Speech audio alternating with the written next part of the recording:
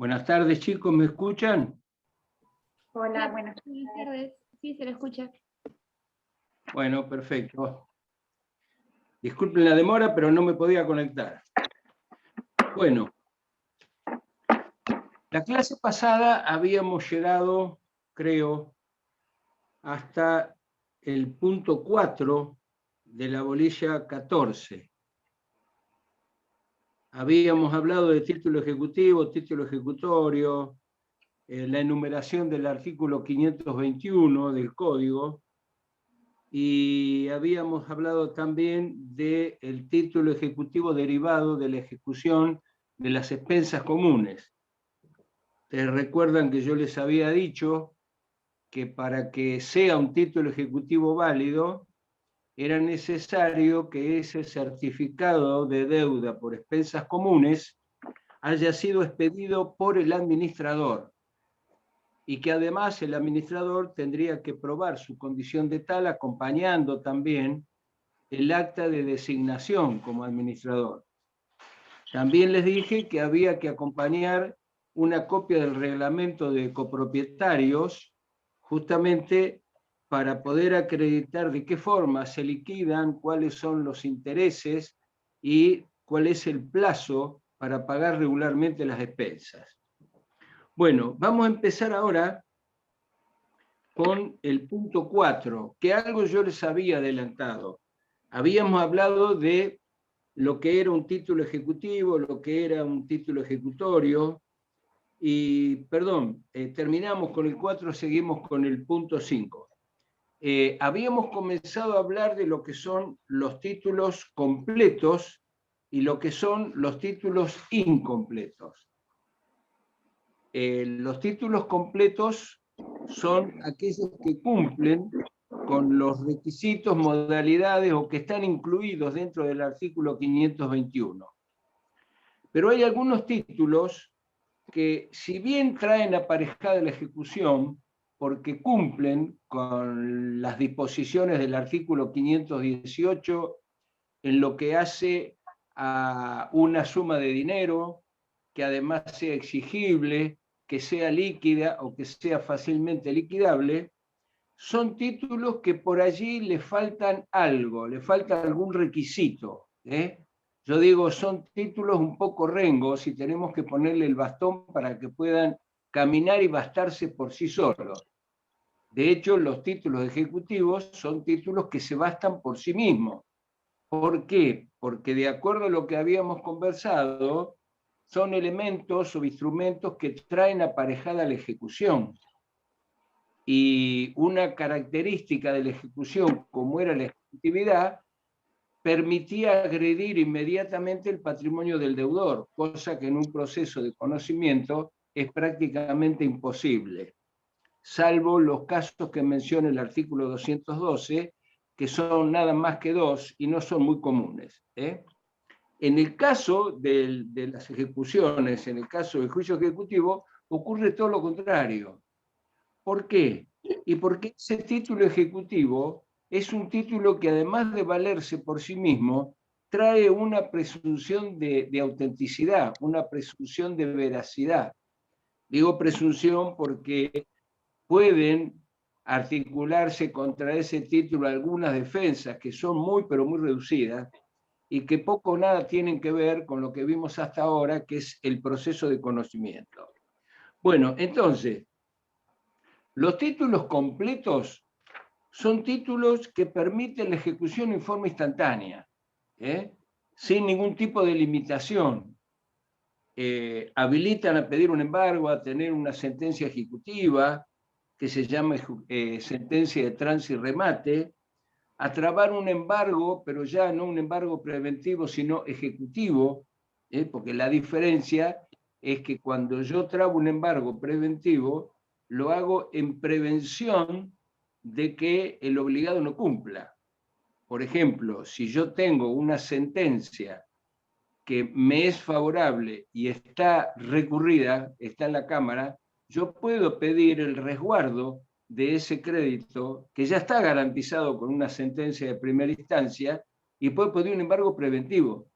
Y se llama así porque justamente se lo hace en prevención, en la prevención de poder asegurar el crédito, pero que todavía no está absolutamente firme porque está en la Cámara. Acá hablamos de título ejecutivo, y el título ejecutivo amerita un embargo ejecutivo. Y el embargo ejecutivo trae de la mano de la sentencia de trance y remate la subasta judicial para promover la venta del bien embargado y con su producido satisfacer el crédito del ejecutante.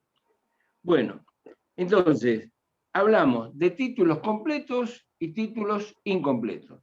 Como dije, los títulos completos son aquellos que ya traen aparejada la ejecución sin ningún tipo de limitación, en lo que se refiere al procedimiento, ¿no? Por supuesto. Pero hay otros títulos que los tengo que completar. Y para poder completar esos títulos, que no traen inmediatamente aparejada la ejecución, precisamente porque hay que poder solucionar ese requisito del artículo 521 que le está faltando. Y esto se hace mediante una acción previa a la ejecución que se llama preparación de la vía ejecutiva.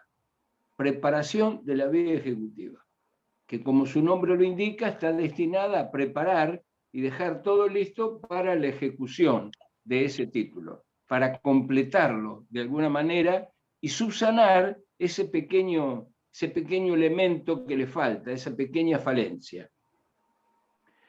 La preparación de la vía ejecutiva la vemos en el artículo 523. Y este artículo contempla cuatro casos de títulos incompletos. El primero habla de aquellos documentos que no tienen por sí solo fuerza ejecutiva, que por sí solo no traen aparejada la ejecución. El segundo habla de la ejecución de alquileres. Yo les había dicho que la ejecución de alquileres debidos también era un título ejecutivo. El contrato es un título ejecutivo. El tercer punto habla del plazo dentro del cual se tiene que hacer efectivo el pago. Y el cuarto habla del cumplimiento o no de la condición. Vamos a empezar por el cuarto. Supónganse que ustedes contratan un préstamo de dinero y ustedes son el capitalista, quienes prestaron ese dinero.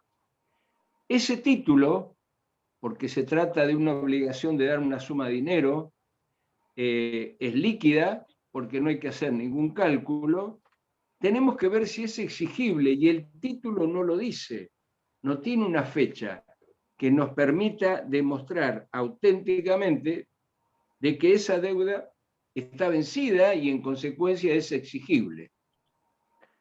¿Cómo hacemos entonces con esto?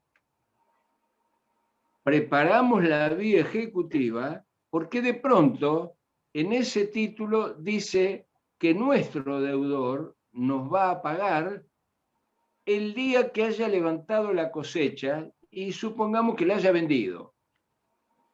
Y cuando yo hablo con él me dice, mira, la cosecha no la levanté. O sí, la cosecha la levanté, pero todavía no la cobré. Evidentemente estamos frente a un deudor que es renuente a pagarnos. Para eso sirve entonces la vía ejecutiva y a eso se refiere el inciso 4. ¿Por qué? Porque ahí será el juez quien diga si la condición está cumplida o no está cumplida. Si está cumplida la condición, será porque el juez ha tenido frente a sí al demandado y entonces el demandado habrá tenido que demostrar que en realidad la cosecha no la levantó, o que la cosecha se arruinó, o que la cosecha la levantó pero no la cobró. De manera entonces que es el juez quien va a decir si está cumplida la condición o no. Ese es un caso de preparación de vía ejecutiva. El otro caso es el inciso tercero, donde dice que, supongamos, un préstamo de dinero, voy a seguir con el mismo ejemplo, donde hemos acordado con nuestro deudor que él nos va a pagar cuando esté en condiciones de hacerlo. Y el deudor nos dice que no está en condiciones de hacerlo. Entonces preparamos la vía ejecutiva y lo pedimos al juez que resuelva esto, diciendo si realmente el deudor está en condiciones de pagar o no está en condiciones de pagar. Porque de pronto no está en condiciones de pagar porque compró otros bienes. Pero bueno, hay un orden de prioridad. De cualquier forma, es el propio juez quien en este caso, donde no hay una fecha de vencimiento concreta, tendrá que determinar si es que el deudor está en condiciones o no de pagar. Los otros dos incisos, y los dejé para el final, para que vean cómo funciona la preparación de la vía ejecutiva. Tomemos el caso de alguien con el cual también le hemos dado un crédito y hemos establecido un instrumento. Ese instrumento es una obligación de dar una suma de dinero. Esa suma de dinero es líquida porque concretamente dice que el día 30 de abril nos tendrá que pagar 250.000 pesos. Por lo tanto, estamos en el mes de junio, es exigible. Es líquida porque tiene una suma líquida. Y además es una obligación de dar una suma de dinero. Pero si ustedes ven el segundo inciso del artículo 521, donde el primero dice el instrumento público, presentado en forma. Bueno, el instrumento público siempre va a estar presentado en forma, precisamente porque su carácter de instrumento público le otorga todas las características típicas de la autenticidad. Ustedes saben que para poder cuestionar un instrumento público, tendré que ir por la vía de redarguición de falsedad y tendré que redarguir la certificación del escribano como falsa, lo cual es bastante difícil, no imposible, pero difícil. El tema es el segundo inciso del artículo 521, donde habla del instrumento privado y dice suscripto por el obligado, con la firma reconocida judicialmente o bien con la firma certificada por un escribano, en presencia del obligado y que se encuentre también registrada en su protocolo. Esto es una certificación de firma. Concretamente, tenemos en nuestro poder un título ejecutivo que reúne todos los requisitos, pero hay uno que es la firma que no cumple con el requisito del 521 porque no está certificada ante escribano y tampoco está registrada en el libro de protocolo de firma del escribano. Entonces, yo les pregunto, ¿a ustedes les parece que si yo tengo un deudor que me tenía que pagar a fines de abril y estamos en el mes de junio, un mes y medio después, y no me paga, sería, diría yo, hasta inocente pretender llevarlo a una escribanía para que certifique la firma, porque obviamente no va a ir a la escribanía. Entonces, ¿qué camino nos queda? La preparación de la vía ejecutiva. ¿Para qué? Para que reconozca su firma judicialmente. Y entonces sí vamos a estar en los requisitos del inciso 2 del 521, porque va a estar suscrita por el obligado, confesado judicialmente. ¿Y cómo es este trámite? Primero se lo cita el deudor y la preparación de la vía ejecutiva nos dice que el deudor tendremos que citarlo en los términos de los artículos 338 y 339. Si nosotros vemos el artículo 338 y el artículo 339, en el primero dice que hay que citarlo por cédula.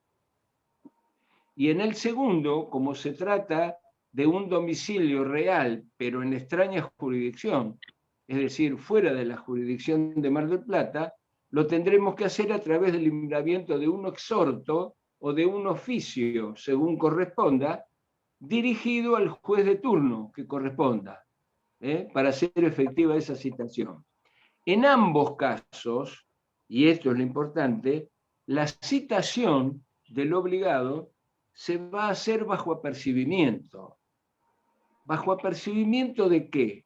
Bajo apercibimiento de que si no comparece sin causa que lo justifique, entonces se tendrá por reconocido el instrumento, se tendrá por reconocido el documento y los hechos.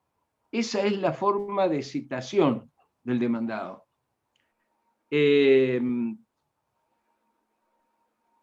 Si el demandado no comparece, entonces se hace efectivo el apercibimiento. Entonces, supongamos que el demandado se presenta dentro del plazo que el juez le fije para ello, que por lo general suele ser de 5 días, con ampliación en razón de la distancia, el demandado se presenta. Digo se presenta porque cuando es citado por una acción de preparación de la vía ejecutiva, no lo puede hacer por escrito, lo tiene que hacer personalmente. Repito, porque estas cosas son preguntas de examen. El demandado tiene que comparecer en forma personal. Y allí tendrá que manifestar si la firma le corresponde, si es de su puño y letra o no. Y acá tenemos dos posibilidades. Una posibilidad es que el demandado reconozca su firma. Si el demandado reconoce su firma, aunque desconozca el contenido, la vía ejecutiva queda preparada y en consecuencia queda expedita la ejecución. Repito, si el demandado se presenta y si el demandado reconoce su firma y reconoce el contenido, no hay ningún problema. Queda lista la vía de la ejecución. Si el demandado reconoce su firma y niega el contenido, también queda lista la vía de la ejecución.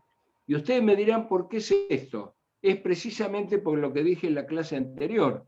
Los títulos ejecutivos son incausados. Acá no se discute la causa. La causa se discute en un proceso de conocimiento, donde yo tengo la posibilidad de decir, mire, en realidad desconozco porque no me entregó la mercadería, así que desconozco el contenido. ¿Pero la firma es suya? Sí. Bueno, queda expedita la ejecución exactamente igual.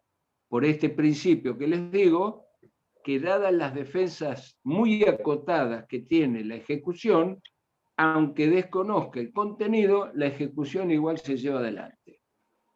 El otro caso es que niegue la firma. Yo no, esa firma no es mía. Bueno, ¿qué podemos hacer acá? A pedido de la contraria, o sea, a pedido del ejecutante, lo que va a hacer el juez es ordenar una pericia caligráfica. Realizada, producida la pericia caligráfica, vamos a tener el dictamen del perito. Y si el perito dictamina que la firma le corresponde, la consecuencia va a ser, primero, que va a quedar expedita la ejecución.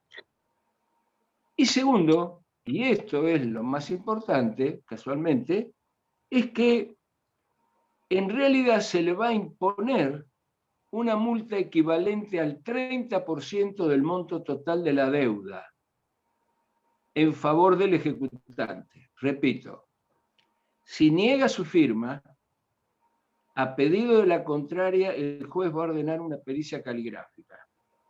Si de esa pericia caligráfica hay un dictamen del perito donde nos dice que la firma le corresponde al deudor, el juez le impondrá una sanción de orden pecuniario, una multa por desconocimiento de una firma que le corresponde.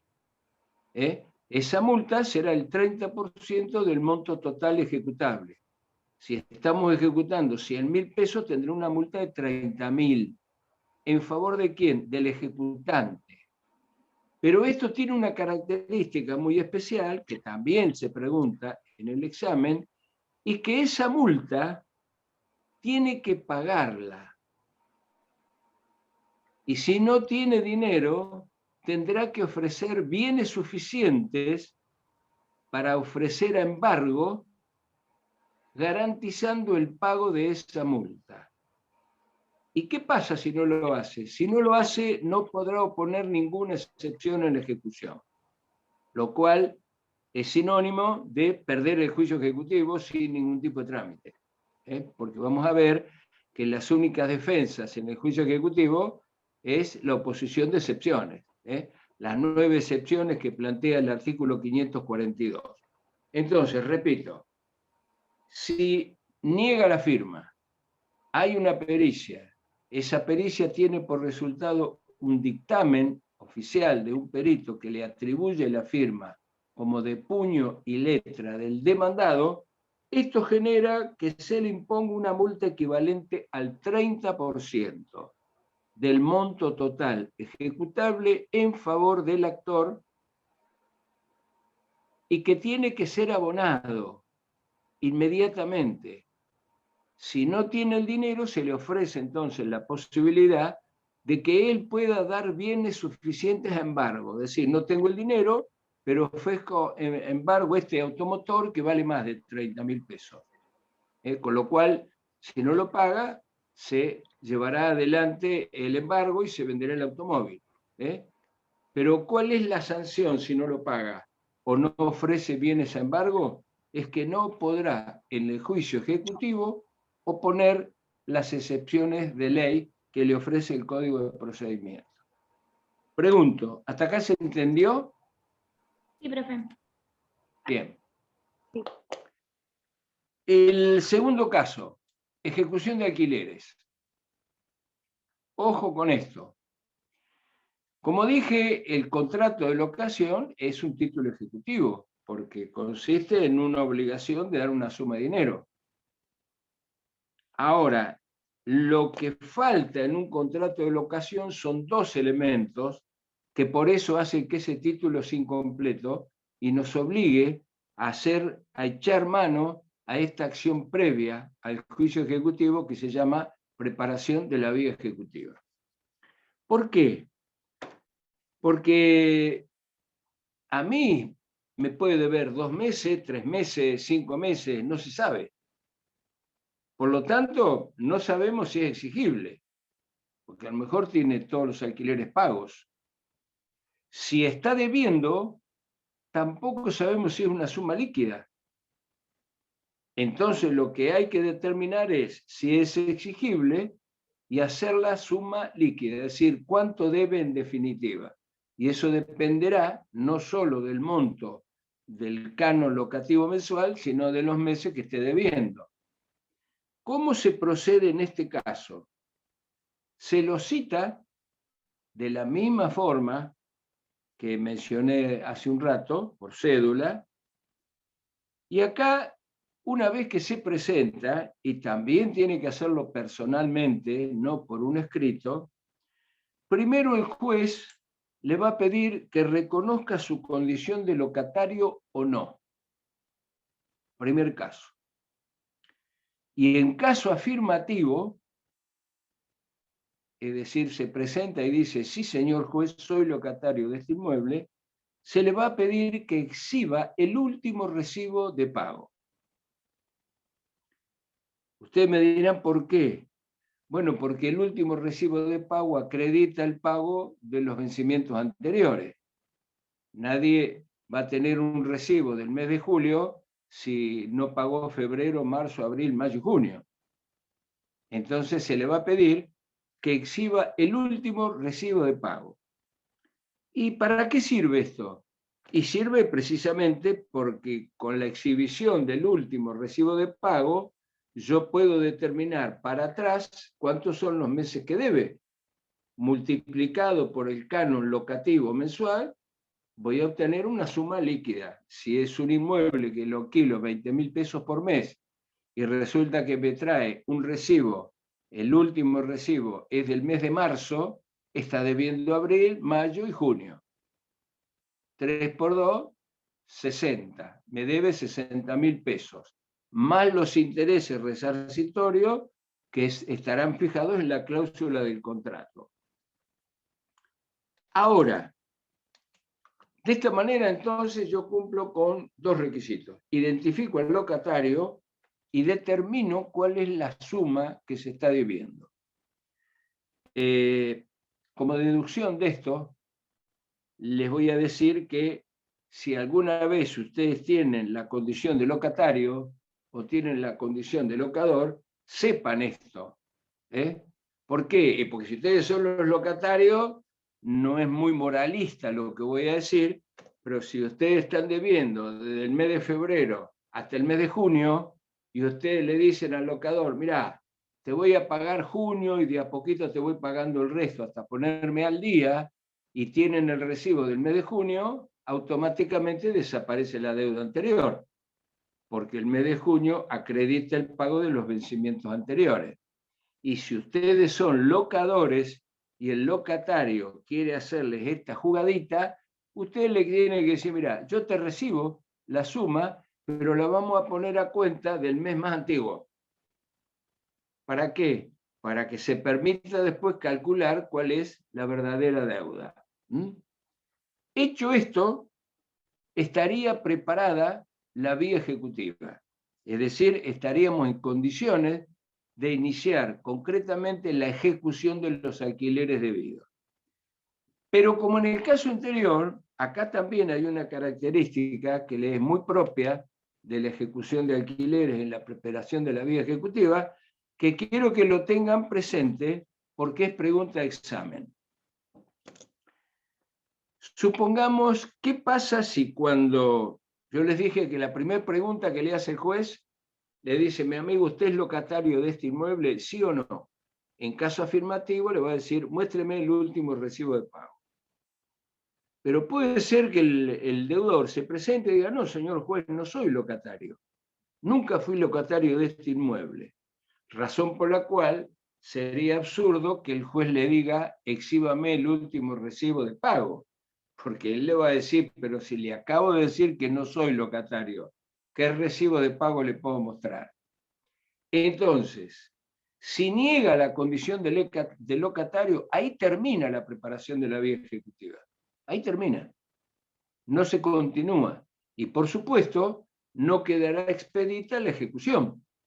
No podré, como título ejecutivo, promover una ejecución por los alquileres debidos.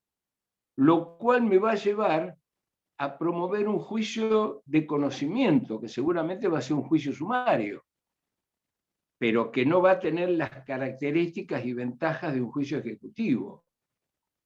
Ahora, ¿qué pasa si en el curso del proceso sumario yo pruebo que realmente es locatario? Que lo puedo probar de muchas formas. Por ejemplo, puedo tener una prueba testimonial, cosa que en el juicio ejecutivo no tengo. Por ejemplo, puedo tener una prueba de informes, cosa que en el juicio ejecutivo tampoco tengo. Puedo obtener una prueba confesional, cosa que en el juicio ejecutivo tampoco tengo.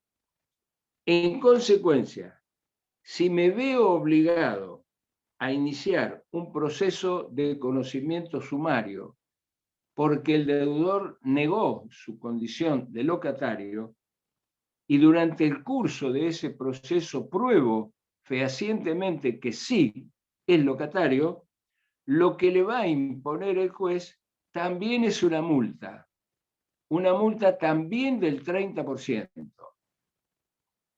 Esa multa del 30% será a favor del ejecutante, o sea, del locador, y pasará a engrosar el capital que integre la sentencia definitiva de ese proceso de conocimiento, que, como dije, será un proceso sumario. Pregunto, ¿se entendió?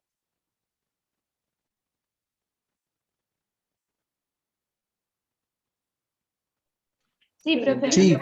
La única pregunta que tengo es, entonces, esta multa la va a cobrar al final del proceso, no va a ser una multa que va a tener que pagar No, antes. no. Esta va el monto final.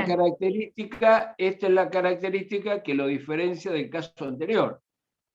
Claro, perfecto. En el caso anterior, cuando desconoce su firma y en la misma preparación de la vía ejecutiva se acredita que la firma le corresponde, en este caso también va a haber una imposición de una multa equivalente al 30%, pero acá la característica es que para poder oponer excepciones va a tener que pagar esa multa primero, depositarla en el juzgado a la orden del juez. Y si no tiene dinero suficiente, tendrá que dar a embargo bienes suficientes para cubrir esa suma.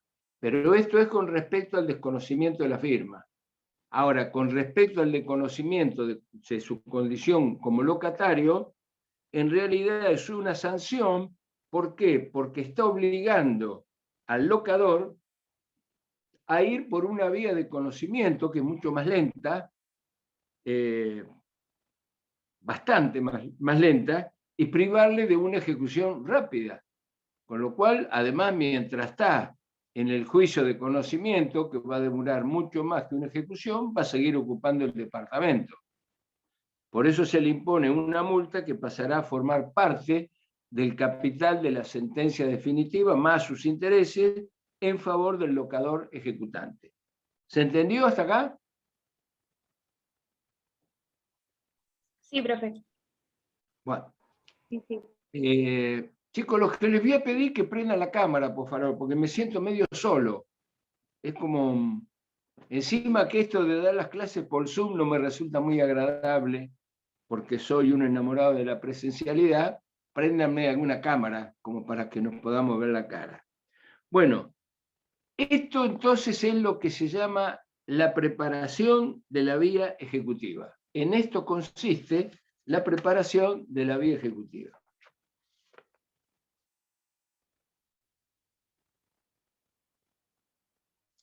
El último punto del punto 5, valga la redundancia, el último punto de la bolilla 14, lo que dice es caducidad de las medidas preparatorias. Caducidad de las medidas preparatorias. ¿Qué significa esto?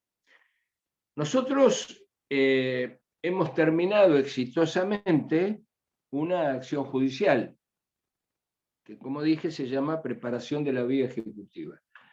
Hemos transformado esos títulos ejecutivos incompletos en títulos ejecutivos completos. En consecuencia, queda habilitada la vía ejecutiva en forma inmediata. ¿Y qué quiere decir esto de caducidad de las medidas preparatorias?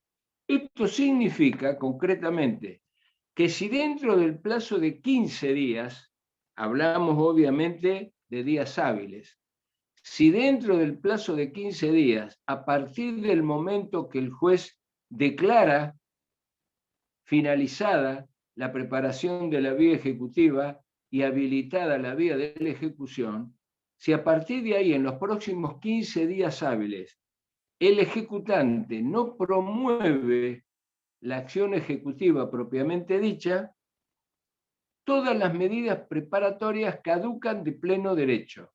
Repito, si dentro de los 15 días hábiles siguientes, al momento en que el juez resuelve, terminada la vía ejecutiva y lista la vía de la ejecución y de la notificación de esa resolución, por supuesto, si dentro de los próximos 15 días hábiles el ejecutante no inicia la ejecución, caducan de pleno derecho todas estas medidas preparatorias.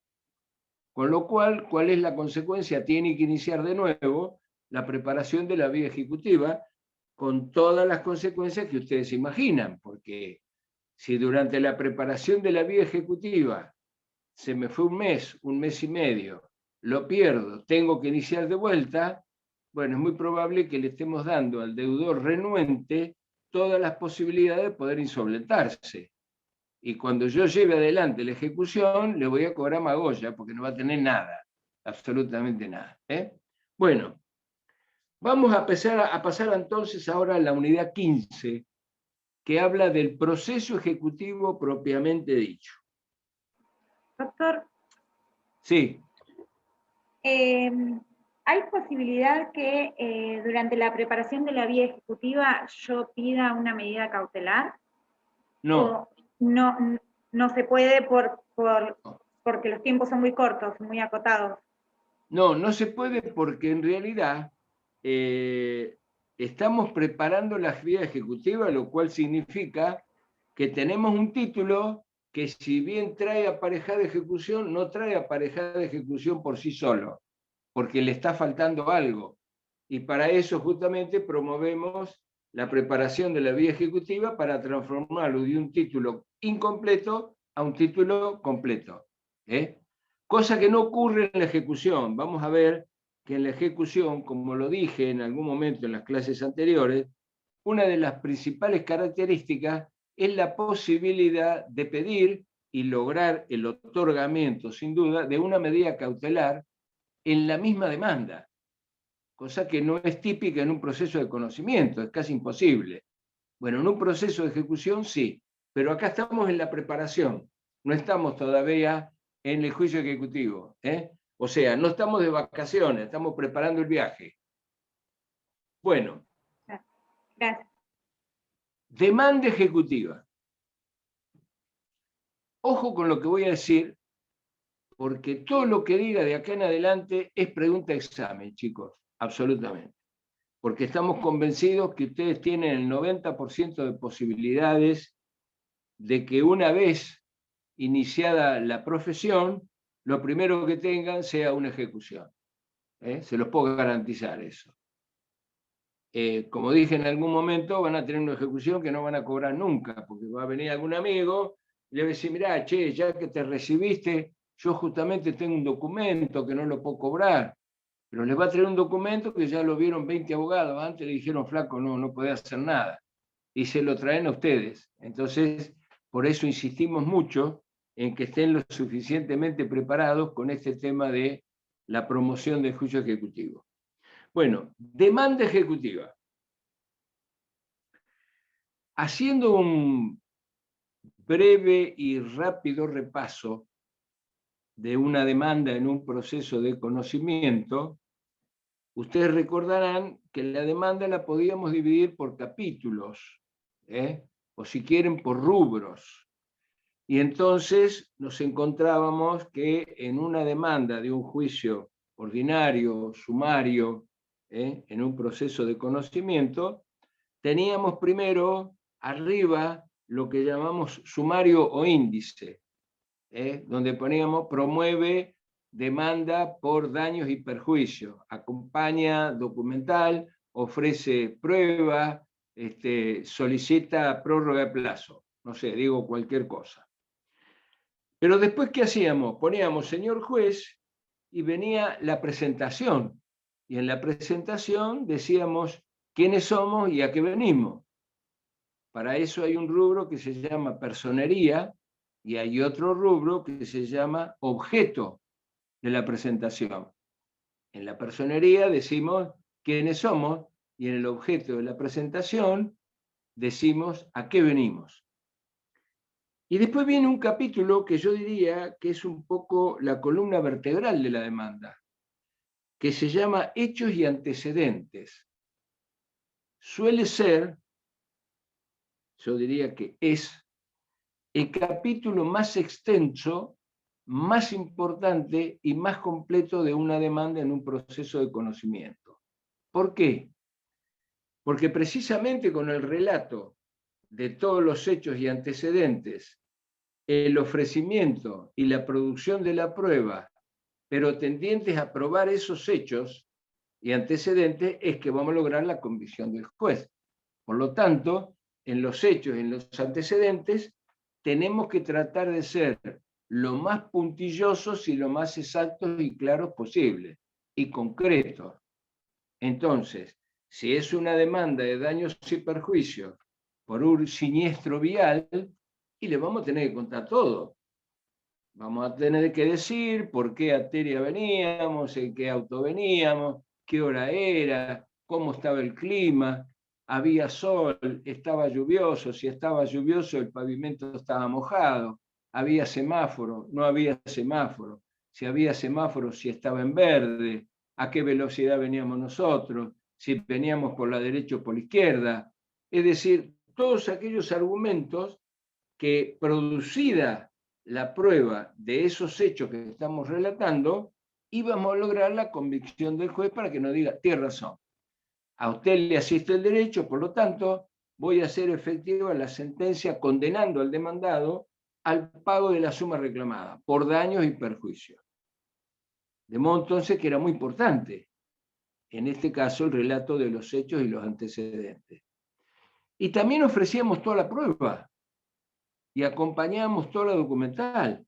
Entonces, cuando acompañábamos documental, acompañábamos todo.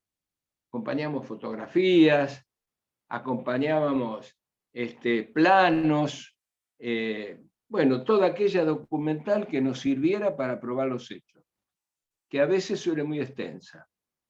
A veces también hacemos el relato de la gente que va a ser testigo, porque los testigos son muy importantes. En una palabra, es una demanda extensa.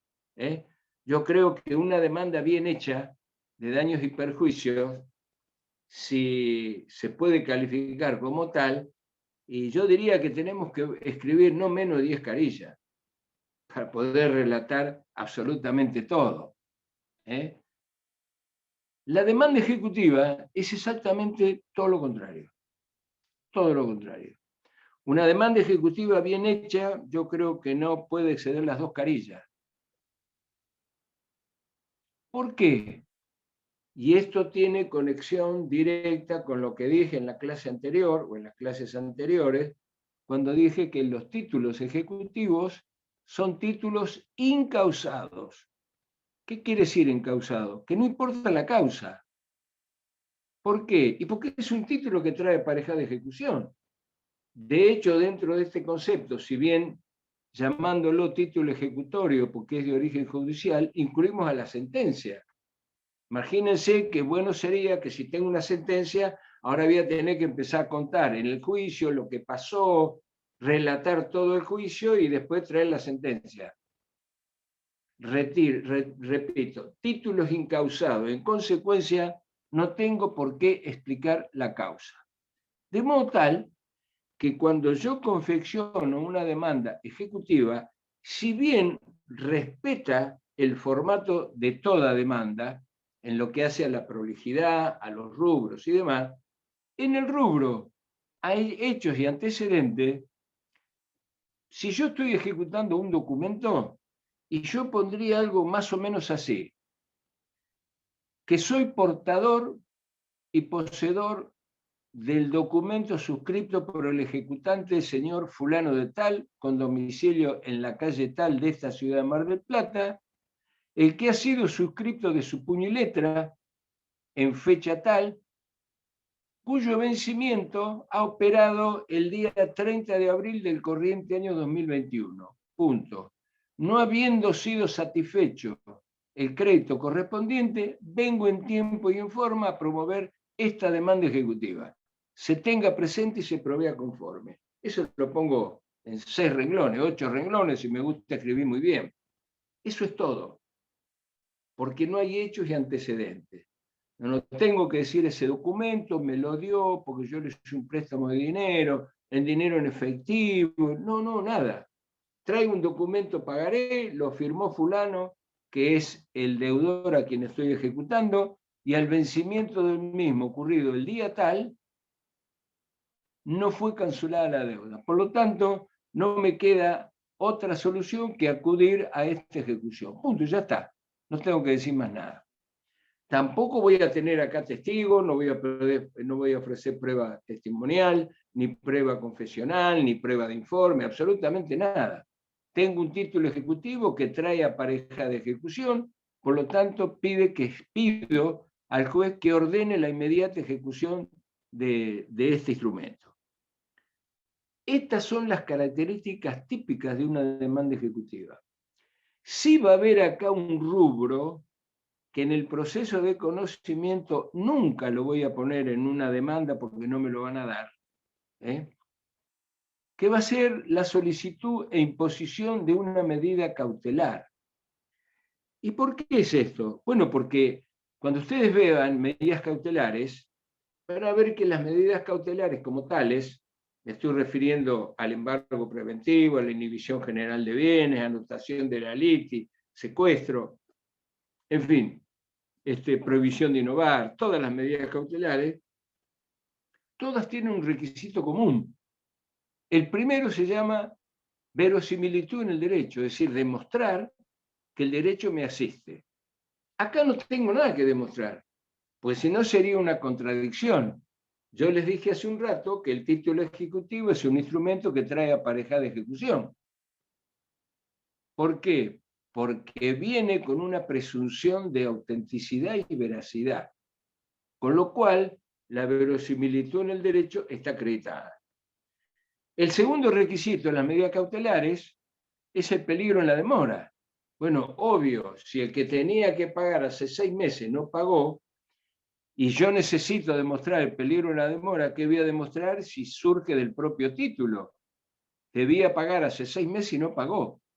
Por lo tanto, es un deudor renuente, reticente al pago, y cualquier demora me puede causar un perjuicio enorme, porque se va a insolventar y no cobro nunca más. De manera que el tercer requisito es la contracautela, que la ofrezco directamente, pero que en un proceso de conocimiento no lo puedo pedir, chicos, porque el juez me va a decir, sí, flaco, yo te creo todo lo que vos decís, tenés cara de sincero, pero esto es un proceso de conocimiento, así que yo te voy a creer a vos todo lo que decís, pero además lo voy a citar al demandado para que me cuente él. Y después vos ofrecerás tu prueba, él ofrecerá su prueba, y en definitiva, yo analizando las pruebas que ha producido cada uno, además cotejándola con los hechos y antecedentes de esta demanda de un proceso de conocimiento, voy a resolver. Pero acá no cabe eso, porque acá el juez no necesita hechos ni antecedentes.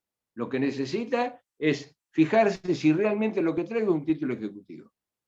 Con lo cual, se incluye en la demanda ejecutiva un rubro que nunca se incluye en un proceso de conocimiento, que se llama petición o solicitud de medida cautelar. Y ahí, muy cortito también, le diré, señor juez, tratándose de un título ejecutivo que trae pareja de ejecución, me encuentro relevado de demostrar la verosimilitud en el derecho. El peligro en la demora surge del propio incumplimiento del deudor, y con respecto a la contracautela, le pido al juez que fije la misma. Punto. ¿Y qué le voy a pedir? Un embargo preventivo sobre los bienes del deudor. Y si desconozco los bienes o no tiene bienes, le voy a pedir una inhibición general de bienes, que es la medida cautelar más gravosa. De hecho, decimos que cuando una persona tiene una inhibición general de bienes, está civilmente muerta, porque esa persona no puede vender nada, absolutamente. Puede comprar, y lo que compre lo incorpora a su patrimonio y yo después se lo voy a embargar. Y si lo quiere vender, no va a poder porque está inhibido. Entonces, todo esto que es imposible en un proceso de conocimiento, es posible en un proceso de ejecución. De modo entonces que, repito, la demanda ejecutiva va a tener también la solicitud de imposición de una medida cautelar, que en el 99,9% de los casos me la van a conceder. Bien, estas serían las características típicas de una demanda ejecutiva. Después, por supuesto, tendrá que decir, funda el derecho. Y sí, funda el derecho en el artículo 518, 521 y siguiente del Código de Procedimiento. Punto. No tengo que justificar ninguna otra cosa. Podré por ahí pedir el desglose, llevar una fotocopia del título, del cheque o del documento y decirle, señor juez, certifique esta fotocopia para agregar al expediente y el original guárdelo en la caja fuerte del juzgado para que no haya ninguna mano traviesa que se lo lleve. Pero nada más, absolutamente nada más. Porque, reitero, no hay ninguna otra prueba que ofrecer acá. En consecuencia, va a ser una demanda muy cortita, pero tiene que ser absolutamente clara y concreta. ¿Hasta acá se entendió? Sí, profe. Bien, entonces sigo. El otro punto dice, acá terminamos con forma de la demanda ejecutiva. El otro punto dice examen del título. Examen del título. Cuando nosotros promovemos un proceso de conocimiento y los comparo permanentemente para que ustedes adviertan la diferencia. ¿El juez qué hace? Y el juez mira la demanda, se fija si la demanda está bien hecha, si es coherente la demanda, controla toda la documental que yo acompañé, controla las pruebas, a ver si las pruebas se corresponden o no se corresponden. Acá lo único que va a hacer el juez, chicos, es fijarse si el título, el instrumento que yo acompaño a esta demanda tan cortita es un título ejecutivo. Punto. No va a mirar otra cosa. Y esto obviamente tiene una razón de procedimiento, porque si en lugar de poner un título ejecutivo le voy a poner una factura o le voy a poner el calendario de este año, el juez me va a decir, rechazo la ejecución porque el título agregado no reúne los requisitos de un título ejecutivo y no trae aparejada de ejecución. Y habrá un rechazo in limine, como cualquier demanda. Pero lo único que mira el juez, si es un título ejecutivo o no. Si no es un título ejecutivo, va a rechazar la ejecución, pero si es un título ejecutivo, va a haber un despacho inicial. Y acá les pido que abren bien las orejitas, que preparen los apuntes, que escriban, subrayen con letra negrita. En el proceso de conocimiento, ustedes acuérdense, ¿cuál era el primer despacho del juez? En un proceso de conocimiento, el primer despacho del juez era de la demanda promovida por el actor. Bueno, primero dirá por presentado, parte, por domicilio constituido, etcétera, etcétera, y finalmente dirá, de la demanda promovida por el actor, córrase traslado al demandado, a quien se lo cita y emplaza para que en el plazo de 10 días o 15 días, según el proceso de que se trate, se presente y comparezca a estar a derecho, conteste la demanda y, si es un proceso sumario, ofrezca la prueba de la cual intenta valerse. Bajo apercibimiento declaró en rebeldía. Punto. Es decir, si lo vamos a traducir en criollo, lo que le está diciendo el juez al demandado, flaco, mirá, hay una demanda que el doctor Bruno está promoviendo contra vos. Yo ya leí lo que dice el doctor Bruno, ya veo las pretensiones que dice tener el doctor Bruno, que están escritas en la demanda, cuya copia te hago llegar. Así que ahora quiero escucharte a vos, para que me digas qué pasó con esto, y que hagas uso de todas las defensas que vos tengas.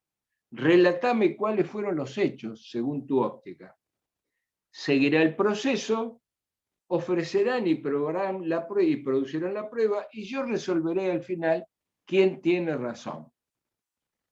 Aclaro, y esto grábenselo porque es una pregunta de examen. Y yo les puedo asegurar que si dicen lo contrario, se levantan y se van.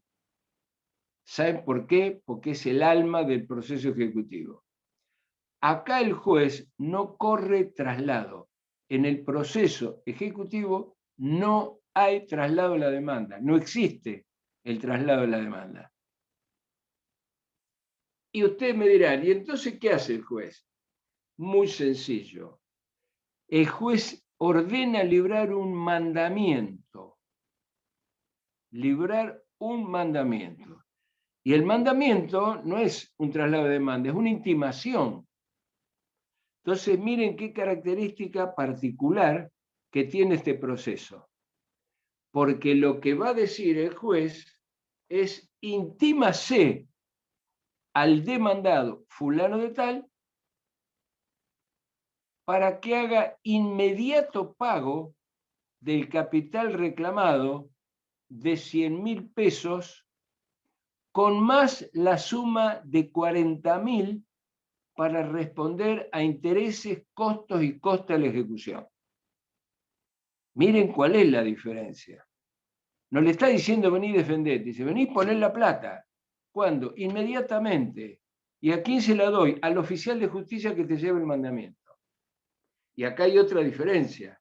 En el proceso de conocimiento, el que iba es un oficial notificador, que simplemente le decía, le dejo esta demanda, fírmeme acá, y se desentendía. Lo que hacía después, devolvía la cédula diligenciada y ya está, como constancia de que el demandado recibió la demanda. Acá no. Acá el que se presenta no es un oficial notificador, es un oficial de justicia. Y el oficial de justicia también es un auxiliar, como el oficial notificador, pero con un rango superior. Y entonces, lo que le va a decir el oficial de justicia, señor, yo soy fulano de tal, acá tiene mi credencial. ¿Usted es Julio Pérez? Sí, acá está mi credencial. Yo soy fulano de tal, oficial de justicia, tengo un mandamiento del juzgado número tal y lo intimo en representación del señor juez para que en este mismo momento me pague la suma de 100.000 pesos más 40.000 que su señoría ha previsto para intereses, costas y costas del juicio. Deténganse un poquito en pensar esto, porque el juez no solamente le está diciendo pagá, le está diciendo además pagá lo que te voy a regular en concepto de honorarios, gastos y costa del juicio. Esto en un proceso de conocimiento no existe hasta la sentencia definitiva. Acá el juez lo exige en el primer despacho. Entonces, ¿qué dice ese mandamiento? Más o menos dice así, no es una réplica exacta. Dice, el oficial de justicia de la zona que corresponda se constituirá en el domicilio del demandado, señor fulano de tal, de la calle tal, número tal de la ciudad de Mar del Plata, y lo intimará para que dé y pague en el acto al señor oficial de justicia la suma de X pesos, con más la suma de X pesos que se programan para intereses, costas y costes de la ejecución. Pero ahí no termina el mandamiento, porque acá pueden pasar dos cosas. Pueden pasar que el ejecutado, cosa que desde ya les anticipo, no se entusiasmen porque nunca pasa, le diga al oficial de justicia, bueno, muy bien, acá están los 140.000 pesos. Bueno, si pasa eso, el oficial de justicia le hace un recibo y deposita dentro del primer día, deposita a la orden del juez y a la orden de ese juzgado los 140.000 pesos que le pagó el deudor y una copia del recibo que le extendió. Como eso no pasa nunca, es muy importante que ahora entiendan qué pasa, porque el mandamiento no termina ahí.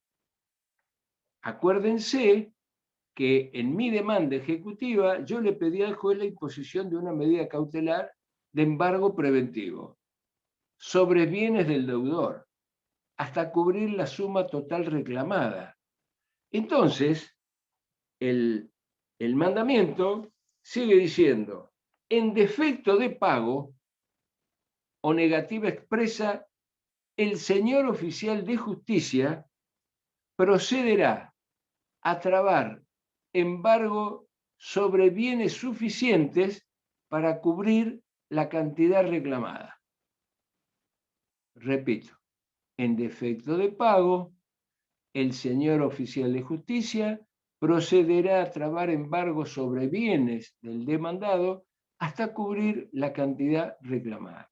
Esto significa nada más ni nada menos que el oficial de justicia le va a decir, señor, si usted no me paga, le voy a pedir que me permite acceder al inmueble y tengo que trabar embargo sobre distintos bienes hasta que, a mi juicio, cubran suficientemente la cantidad de 140.000 pesos, que es lo que le estoy reclamando. Entonces va a entrar al inmueble y va a elegir. Y a opción de él, elegirá aquellos bienes que cubran la suma señalada. Si tiene un cuadro de Quinquela Martín que debe valer 100.000, bueno, le embargará el cuadro y alguna otra cosita. Si no es así, y empezará. Le embargará el lavarropa, le embargará un televisor, le embargará un equipo de música, que les adelanto no son bienes esenciales. Lo que no puede es embargarle los alimentos que tiene para comer. Tampoco le puede embargar las herramientas que tiene para trabajar, porque si le sacan eso no va a poder pagar nunca. Pero una vez un alumno me preguntó, me dice, ¿y el televisor? Bueno, si tiene un televisor chiquito, yo, abogado que voy con el oficial de justicia, ni lo miro, primero porque vale 2 mangos eso, y segundo porque puede ser esencial. Ahora, si veo un televisor de 50 pulgadas, pantalla plana, con Wi-Fi, eso no es esencial, entonces lo embargo. Lo que quiero entonces que tengan entendido es que en defecto de pago se embargan los bienes que estén en poder del deudor. Profesor. El programa no lo pide, pero lo voy a ir anticipando, porque soy de la idea que acá tenemos que formar abogados, y no estudiantes que sepan repetir las cosas como loritos. Ustedes tienen que acompañar al oficial de justicia. Y ustedes tienen que elegir los bienes. Así que un poco prepárense para poner cara de perro, porque no hay otra. Ustedes están para que su cliente pueda cobrar. Nos vamos a encontrar con distintas alternativas. Una, por ejemplo, es que el demandado nos diga, yo no le permito el acceso. Y no vaya a entrar porque tengo el perro suelto. ¿Y qué hacemos ahí? Nos vamos, no le embargamos nada y mañana nos vende todo. Entonces lo que tenemos que hacer es pedirle al juez que nos permita, que nos autorice en el diligenciamiento de ese mandamiento algunas cosas. Por ejemplo, solicitar el auxilio de la fuerza pública. Y, por ejemplo, requerir los servicios de un cerrajero. Entonces, si el señor nos dice, mire, no les voy a permitir que entre porque esto es una propiedad privada, ustedes le van a decir, señor, acá tiene una copia del mandamiento y el juez me autorizó 2 cosas. Hacer uso de la fuerza pública y contratar a un cerrajero. Así que, ¿me dice que no? Sí, no lo dejo entrar. Bueno, me voy a la comisaría que corresponda por la zona, le muestro el mandamiento, me van a dar un policía que me acompañe. Y de pasada, contrato un cerrajero, le digo, vení, porque vas a tener que romper una cerradura. Entonces le vuelvo a tocar timbre y le digo, señor, atiéndame, porque estoy acá afuera, estoy con un policía y con un cerrajero. Si usted no me abre por las buenas, vamos a romper la cerradura, vamos a entrar, le vamos a matar el perro y además vamos a tramar el embargo. ¿Se entiende lo que estoy diciendo? Bueno, esas son las características típicas de un proceso de ejecución que lo distinguen absolutamente de un proceso de conocimiento. A ver, ¿qué más pide el programa acá? Bueno, el despacho inicial, como dije, no tiene traslado, no se corre traslado. Simplemente se ordena librar un mandamiento. Que ese mandamiento puede tener diferentes nombres. Ustedes me dirán, ¿cómo puede ser? Bueno, puede ser que yo vaya a trabar embargo en bienes que el deudor tiene en su propiedad. Por lo tanto, ese mandamiento se llamará mandamiento de intimación de pago, coma, embargo, coma, y citación de venta. Repito, mandamiento de intimación de pago, coma, embargo, coma, y citación de venta. Porque en realidad lo que estoy haciendo es intimarlo a pago y si no me paga le estoy embargando bienes. ¿Y por qué citación de venta? Porque la entrega de ese mandamiento, así como la demanda en un proceso de conocimiento implica que tenga que presentarse, este también. Porque lo que va a decir es que el presente mandamiento implica la citación para que en el plazo de 5 días hábiles se presente a ejercer su defensa y oponer las excepciones que considere legítimas. Repito, ese mandamiento dirá también que en defecto de pago significa la citación del deudor para que en el plazo de 5 días se presente y oponga las excepciones que él considere como legítimas. De modo que le estamos dando una posibilidad de defensa. Pero fíjense que acá ya no hablamos de 10 días o de 15 días, hablamos 5 días. Y en esos 5 días se va a tener que presentar y elegir alguna de las excepciones del 542, que son las únicas que se admiten en el proceso ejecutivo. Ahora, puede ser que ustedes sepan, y esto es lo mejor que les puede pasar, que el demandado tiene un bien inmueble. Entonces, ustedes imagínense que si ustedes están ejecutando una deuda de $50.000, salvo que sea alguien de fortuna, para embargar bienes adentro de un inmueble por $50.000, va a tener que tener muchas obras de arte, cosa que no ocurre. Entonces, si ustedes tienen una suma significativa para ejecutar, lo más conveniente es pedir que se trabe embargo sobre el inmueble propiedad del demandado. No puedo embargar al otro. O donde vive, si está alquilando, tampoco. Para eso lo que hago, antes de promover la ejecución, pido lo que se llama un informe de dominio al registro de la propiedad. Y en ese informe de dominio me va a decir quién es el último titular. Si el último titular es el ejecutado, entonces ya sé que el inmueble es propiedad de él. Pero ¿cómo es la diligencia del embargo? Acá es diferente. Acá no va a embargar el oficial de justicia. Acá lo que va a ordenar el juez es que se libre un oficio ordenando el embargo al registro de la propiedad. Y el registro de la propiedad está en La Plata. Con lo cual va de suyo que antes de hacer el mandamiento voy a librar el oficio por razones obvias. No lo voy a embargar después que lo intimé, porque cuando lo quiero embargar ya lo vendió. Entonces lo que hago es anotar el embargo en el registro de la propiedad y una vez que lo tengo voy a intimarlo de pago. Pero no le voy a embargar bienes porque ya embargué el bien inmueble. Entonces, ese mandamiento va a tener otro nombre. Ese mandamiento se llamará mandamiento de intimación de pago y citación de venta. Porque no va a ordenar trabar ningún embargo. Simplemente, como en el que les dije recién, va a intimar el pago al oficial de justicia en el mismo momento y en defecto de pago dirá: queda citado para poner en el plazo de 5 días las excepciones que considera legítimas. Pero el embargo está trabado por otra vía, está trabado a través de un oficio. Bueno, esto es el libramiento de mandamiento de intimación de pago. Hay un punto acá, para terminar, que dice ampliación de la demanda, antes y después de la sentencia. Esto también es muy novedoso. Ustedes acuérdense que en el proceso de conocimiento, hasta el momento en que el juez corría traslado de la demanda, el dueño de la demanda era yo. El actor es el dueño de la demanda.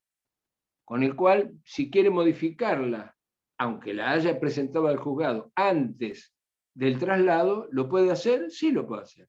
No hay ningún problema. ¿Quiere agregar una prueba? ¿Lo puede hacer? Sí lo puede hacer. Ahora, una vez que se corrió traslado, ¿lo puede hacer? No. A partir del traslado de la demanda, y con mucha más razón a partir de la presentación y participación del deudor, o sea, del obligado, del demandado, la demanda no se toca más. Y la contestación por parte del demandado tampoco se toca más. Acá no. Acá ocurre exactamente lo contrario. Si está promovido el juicio ejecutivo y está presentado el demandado y está haciendo uso de esas poquitas defensas que le da el artículo 542, puedo ampliar la demanda. Y les voy a dar un ejemplo. Supónganse que el crédito de ustedes proviene de un préstamo, pero un préstamo donde la devolución de ese préstamo iba a ser en el mes de abril, en el mes de mayo y también en el mes de junio, julio y agosto. Porque ustedes prestaron 100.000 pesos y lo van a devolver en 5 cuotas de 20.000 cada una, con más los intereses.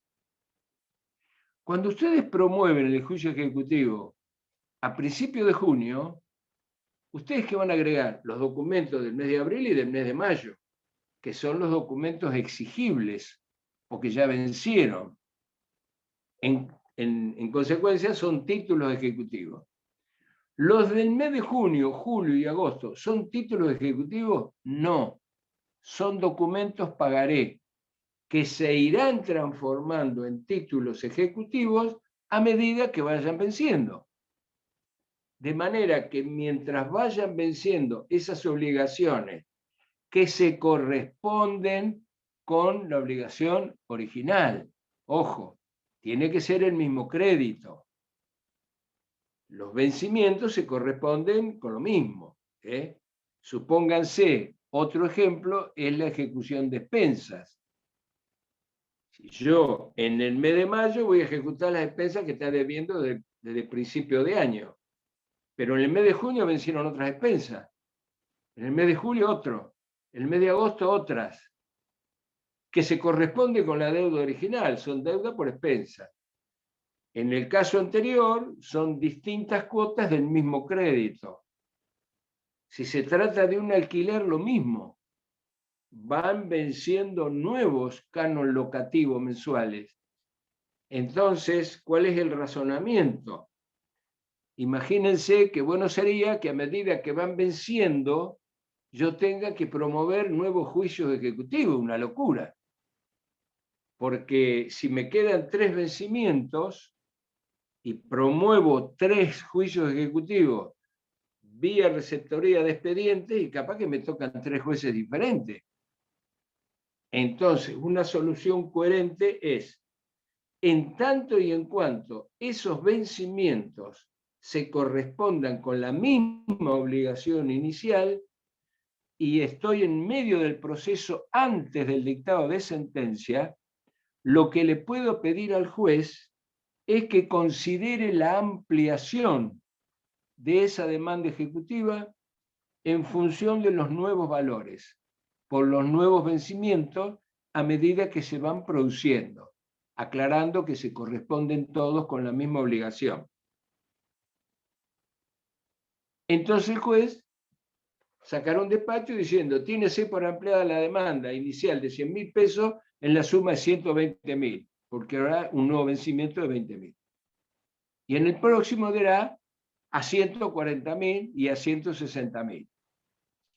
Y la particularidad de esto es que esos nuevos vencimientos, o para esos nuevos vencimientos, van a resultar útiles y comunes todos los trámites que se han hecho en este proceso.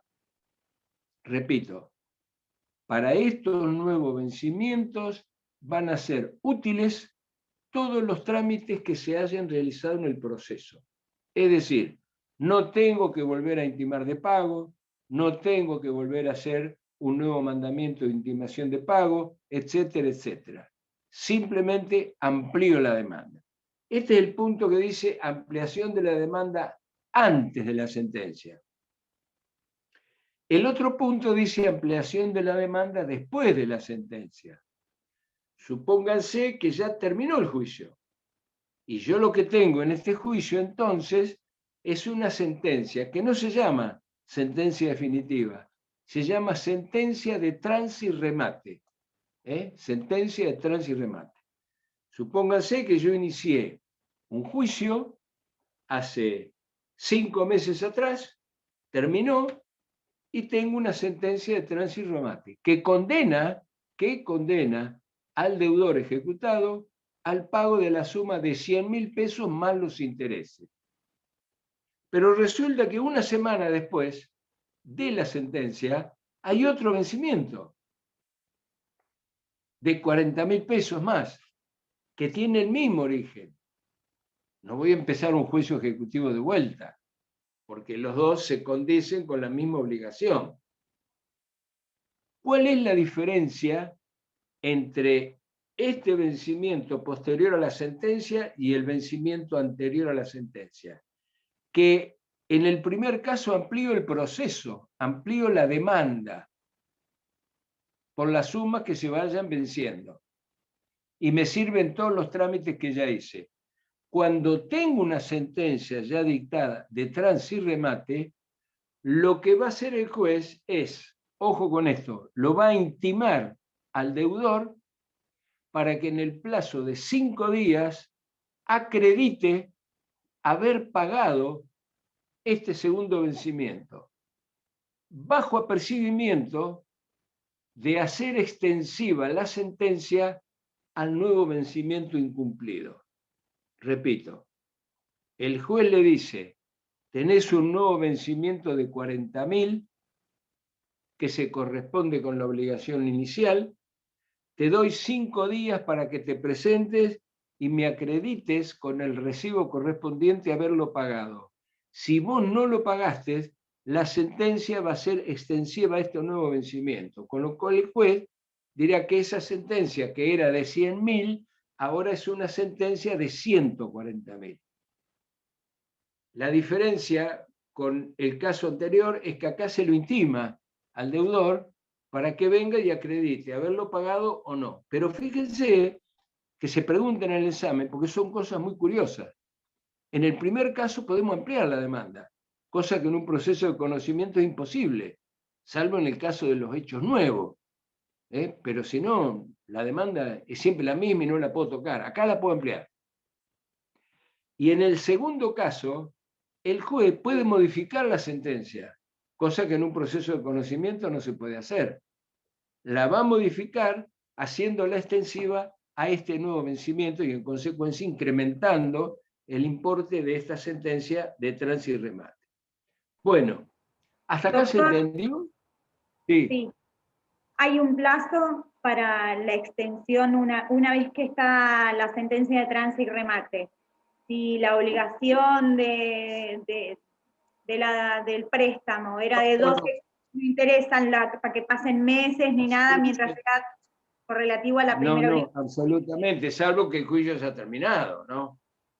Si el juicio terminó porque hay una sentencia de trance y remate, porque ya pagó, o porque no pagó y se pidió la subasta del inmueble embargado, o los bienes embargados y se vendieron, y con el producido se le pagó entonces al acreedor, bueno, tendrá que iniciar un nuevo juicio. Pero si no está totalmente finalizado y es posterior a la sentencia puede ser ampliada por ese nuevo vencimiento. Bueno, ¿hasta acá se entendió? ¿Sí? Sí, profe, sí, se entendió bien. Bueno, no sé cuántos participantes hay, pero yo le vi la cara a 2 nada más. Somos 4. Así que la próxima clase les voy a tomar lista y al que no me prenda la cámara lo voy a hacer venir a la cámara, aunque sea al examen con una máquina de foto o con una cámara fotográfica o van a venir con un video. Igual, por profe, una cuestión estamos de todos buen con gusto. cámara. Sí, estamos todos en cámara y somos 4, profe. Y me gustaría verles la cara a todos. Creo que además, por una cuestión ética, vamos a llamar, corresponde. Profe. Así que ténganlo presente. Nos vemos la próxima clase y gracias por la asistencia. Que sigan bien.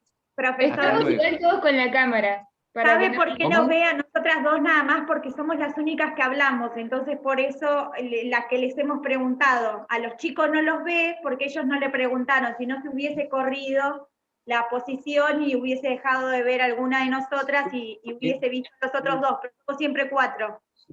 Entonces con más razón, ¿sabe por qué? Porque en realidad yo pretendo que la clase sea un diálogo, no un monólogo.